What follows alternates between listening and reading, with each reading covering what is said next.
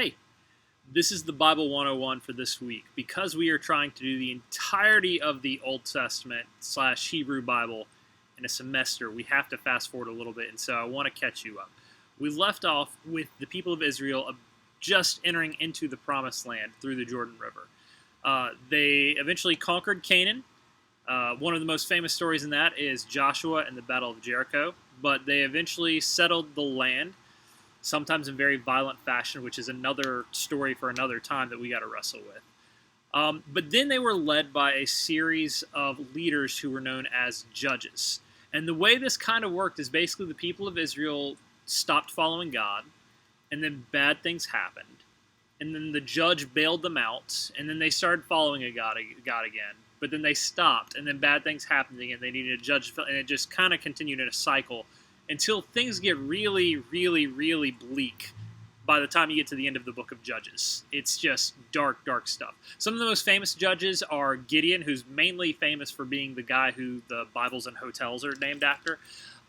Deborah, who was a female commander of the armies. So if you ever have someone say that the Bible doesn't have women leaders, well, they're really, really wrong. Deborah is like example number one of that.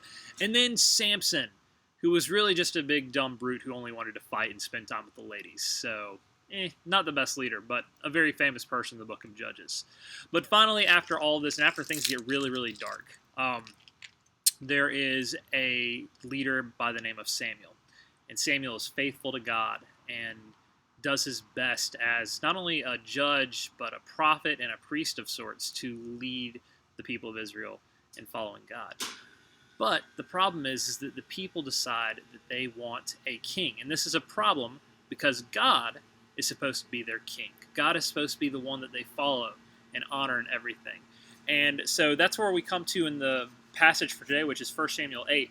And actually, this gets tackled in a book that I'm going to read you a passage from called Jesus for President. It's by Shane Claiborne and Chris Hall. I always pull it out almost every time an election comes up.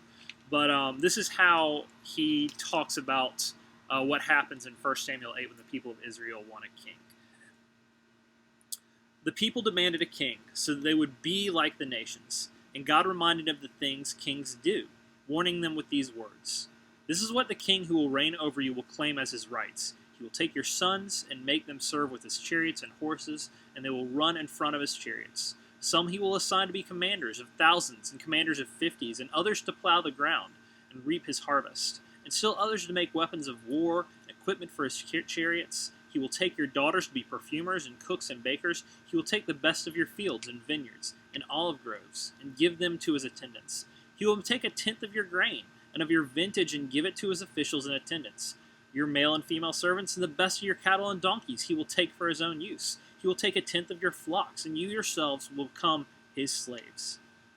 When that day comes, you will cry out for relief from the king you have chosen, but the Lord will not answer you on that day. And that's 1 Samuel 8:11 through 18. It says, God reminded them that the king would make them his slaves and soldiers to serve his palaces and wars. God reminded them of the things kings do, that they are a compromise to the very identity God was forming in them. How could they be set apart if they looked like the rest of the world? But the people continued to demand a king. Broken-hearted, betrayed, and sickened, God said to Samuel, listen to all that the people are saying to you. It is not you they have rejected, but they have rejected me as their king, as they have done from the day I brought them up out of Egypt until this day, forsaking me and serving other gods. So they are doing to you. Now listen to them, but warn them solemnly, and let them know that the king who will reign over them will claim as his rights. That's 1 Samuel 8, 6 through 9. And you can imagine the rest of the story as the Bible goes along. Some of the kings are good, some of them are bad, but even the best kings screw up. Like David is considered a man after God's own heart. We're actually going to talk about this more in a future week, but even the best kings mess up and they're not who God wants them to be. And it takes people away from their true allegiance being towards God. And so that's what Jenny's going to talk a little bit more about authority and like why we turn over our fellowship to people who are less than God, just regular, ordinary people. So the Israelite people want a king, and one of the reasons that I love studying the Bible, that I love studying history, is because there is this thing in human nature that just doesn't change. It doesn't matter if it's 1,000 years ago or today or 1,000 years in the future. There is a part of us as people that crave love, that crave friendship, that try to survive. And wherever you pinpoint that in history, there are similarities in human nature. And one of those things, those themes that we see throughout all time and space, is that we desire to put people on pedestals. As people, we have this thing inside of us that likes power and that likes to be associated with power, that weirdly likes to be ruled by power.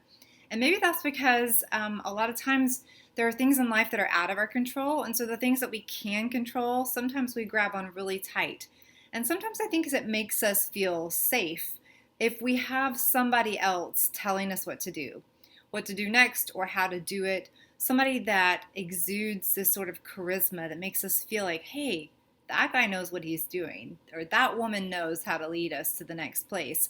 It feels good to be able to follow somebody. It feels good to have somebody give us some boundaries, some parameters for our life by saying, do this, don't do that. Go here, don't go here. Pay these taxes, and this thing gets taken care of. And so it's like really natural that the Israelite people wanted that. And it's really natural that even today we see that, right? I mean, that's what social media is. Social media is us looking at other people's lives. What are they buying? What are they wearing? What are they listening to? What are they doing with their time?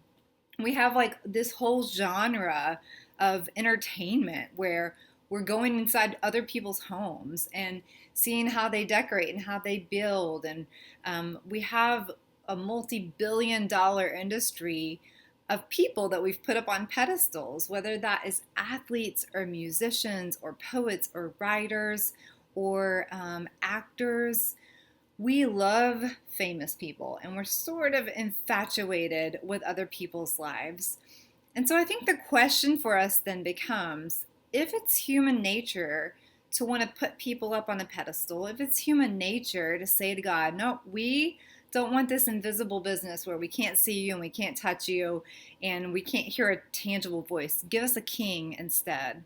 If that's part of our human nature, that we want to follow somebody, then there are probably a few questions that we should keep in mind for ourselves.